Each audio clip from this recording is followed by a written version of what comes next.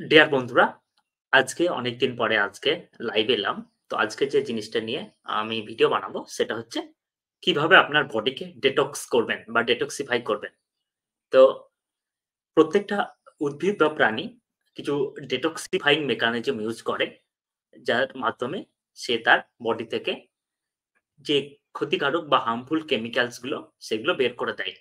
তো normally natural কিছু urination বা স্লিপিং এর মাধ্যমে কিছু বডি থেকে ডেটক্সিফাই হয়ে যায়। যেটা ন্যাচারাল প্রসেস এর মধ্যে বা অনেক উদ্ভিদ যেটা তার বাকল ত্যাগের মাধ্যমে আ তারা বডি গাছ থেকে তার ডেটক্সিফাই করে বা অনেক সরীসৃপ সেটা তার খোলস ত্যাগের মাধ্যমে করে। বাট এগুলো ন্যাচারাল পদ্ধতি ছাড়াও আরো অনেক রকম পদ্ধতিতে বডিকে ডেটক্সিফাই করা যায় ফর অপটিমাল পারফরম্যান্স। তো এরকম কিছু পদ্ধতি নিয়ে আজকে আমি ডিসকাস করব। কারণ বডিকে ডেটক্সিফাই করলে বডির আল্টিমেট পারফরম্যান্স বেটার থাকে, দেন লংজিভিটি বাড়ে বা ওভারঅল বেটার লাইফ লিভিং করা যায়। তো নরমালি ডেটক্সিফাইং খুবই ইম্পোর্টেন্ট জিনিস। তো বডিতে কিছু অর্গান আছে আমাদের বডিতে, যেগুলো খুবই গুরুত্বপূর্ণ বডিকে ডেটক্সিফাই করার জন্য। তো এরকমই কিছু অর্গান, যেমন লিভার। লিভার একটা খুবই গুরুত্বপূর্ণ অর্গান। আ যেটা ডেটক্সিফাইং করার জন্য ১ম এ যে অর্গানটার মাথায় আসে দ্যাট ইস লিভার। তো লিভার, যেটাকে আমাদের বলা হয় যে কেমিক্যাল ওয়্যারহাউস বা কেমিক্যাল ল্যাবরেটরি। কারণ লিভারে অসংখ্য পরিমাণের কেমিক্যাল প্রোডিউস হয় বা আমরা যখন কোনো মেডিসিন খাই, বেশিরভাগ মেডিসিনই যেটা লিভারের মাধ্যমে পাচিত হয়। লিভারের মাধ্যমে ডাইজেশন হয় এবং লিভারের মাধ্যমে এক্সক্রিশন হয় বডি থেকে। তো লিভার একটা খুবই গুরুত্বপূর্ণ অর্গান ফর ডেটক্সিফাইং বডি। তো লিভার কিভাবে ঠিক রাখা যাবে? না, লিভারকে না সাধারণত ঠিক রাখা যাবে যে আমরা যদি খাবার ব্যাপারে কন্ট্রোল হই। যদি আমরা জাঙ্ক ফুড বা আ বিভিন্ন রকম ফাস্ট ফুড, জাঙ্ক ফুড বা অ্যালকোহল, এগুলো লিভারকে প্রচুর পরিমাণে ক্ষতি করে। তো ফাস্ট ফুড, জাঙ্ক ফুড বা অ্যালকোহল এগুলোকে যদি আমরা আ বাদ দিয়ে দিই আমাদের খাবার থেকে বা যতটা পারা যায় কম করে দিই, তাহলে লিভার বেটার থাকবে এবং আ এটা ১ নম্বর 1 ইস্যুস। দেন তাছাড়াও আরো কিছুভাবে আমরা লিভারকে বেটার করতে পারি। কিভাবে না? যেমন রসুন। রসুনে যেমন অ্যালিসিন থাকে, রসুন anti parasitic, anti bacterial, anti fungal everything. রসুনে অ্যালিসিন থাকে বা পেঁয়াজ বা আদা, বিশেষ করে আদা খুবই হেল্পফুল টু ডিটক্সিফাইং লিভার। তো লিভারকে ডিটক্সিফাই করা গেলে এই জিনিসগুলো আ ব্যবহার করা যেতে পারে। সাধারণত খালি পেটে সকালের দিকে খেলে লিভার ইজিলি ডিটক্সিফাই হয়ে যায়। দেন লিভার আরো ভাবে যে ডিটক্সিফাই করা যায় যে মানুকা হানির মাধ্যমে। যদি আমি আ লবণ সাধারণত গরম জলে মানুকা হানি দিয়ে যদি মানুকা হানি পান করি তো লিভার ডিটক্সিফাই হতে পারে। কারণ মানুকা হানি গ্লাইকোজেল কনটেন্ট ভেরি হাই এবং খুব পাওয়ারফুল একটা হানি, যেটাকে বিভিন্ন অর্গানকে ডিটক্সিফাই করতে কাজে লাগে। তাছাড়াও গ্রিন টি খাওয়া যেতে পারে। এর মাধ্যমে লিভার ডিটক্সিফাই হয়ে করা যেতে পারে। 2nd আরো ইম্পোর্টেন্ট অর্গান যেটা হচ্ছে প্যানক্রিয়াস। প্যানক্রিয়াস একটা ভেরি ইম্পোর্টেন্ট অর্গান, যেটাকেও ঠিক সেম ওয়েতে ডিটক্সিফাই করা যায়। অ্যান্ড 3rd আরেকটা ইম্পোর্টেন্ট হিউম্যান বডির অর্গান দ্যাট ইস হচ্ছে স্প্লিন।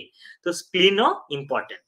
বিশেষ করে আ এইগুলো যদি আমরা পাওয়ারফুল রাখি তো ইজিলি বডি থেকে যেকোনো কেমিক্যাল, যেটা harmful chemical, easily wash out করা সম্ভব হয়। তো এগুলো মেইন 3 অর্গান যেটার মাধ্যমে যেটাকে পাওয়ারফুল বানিয়ে বডিকে ডিটক্সিফাই করা যেতে পারে। এবার আমরা ৩ টে অর্গান বাদে এবার আসি কিছু প্র্যাকটিসের মাধ্যমে। কিছু workout and practice. Then fasting, এগুলোর ব্যাপারে একটু বলি। তো ৩ টে অর্গানকে স্ট্রং বানানো ছাড়াও আরো কিছুভাবে বডিকে ডিটক্সিফাই করা যেতে পারে। যেমন ফাস্টিং। ফাস্টিং একটা ইম্পোর্টেন্ট মেকানিজম যার মাধ্যমে বডিকে আ ডিটক্সিফাই করা যায়। কারণ যখন বডি ফাস্টিং স্টেজে থাকে তখন বডি কি হয় না, বডির মধ্যে যে সঞ্চিত গ্লাইকোজেন থাকে বা ফ্যাট থাকে সেখান থেকে সে এনার্জি প্রোডিউস করে। এবার আমরা বায়ো অ্যাকুমুলেশন এর কথা পড়েছি, যে বিভিন্ন রকম হার্মফুল যেগুলো জিনিস শরীরের মধ্যে সেগুলো বডিতে জমা হতে থাকে এবং সহজে বেরোয় না। তো এর মধ্যে বিভিন্ন ক্ষতিকারক কেমিক্যালস আছে বা বিভিন্ন মেটালস আছে বা বিভিন্ন অর্গানিক কম্পাউন্ড আছে যেটা শরীরে জমা থাকে। এবার আমি যদি ফাস্টিং করি, নরমাল ফাস্টিং ১ বেলা ২ বেলা, intermittent fasting okay but good. But এর থেকেও যদি বেটার হয় যে আমি লঙ্গার টাইম ফাস্টিং করি 24 আওয়ার্স বা 48 আওয়ার্স। 48 আওয়ার্স টানা যদি ফাস্টিং করি তাহলে কি হবে না, বডিতে যে সঞ্চিত গ্লাইকোজেন স্টোরেজ এর সাথে বা ফ্যাট স্টোরেজ এর সাথে আমার যে বায়ো অ্যাকুমুলেটেড যেসব হার্মফুল কেমিক্যালস বা মেটালস আছে সেগুলো কিছুটা ডাইজেস্টেড হয়ে যাবে, কিছুটা বডি থেকে ওয়াশ আউট হয়ে যাবে। তো এটা একটা ইম্পোর্টেন্ট ফাস্টিং একটা important mechanism two detoxifying body. Second আরেকটা ভাবে বডিকে ডিটক্সিফাই করা যায়, বডি থেকে হার্মফুল কেমিক্যাল কে বের করে দেয়া যায়, সেটা হচ্ছে ওয়ার্কআউট।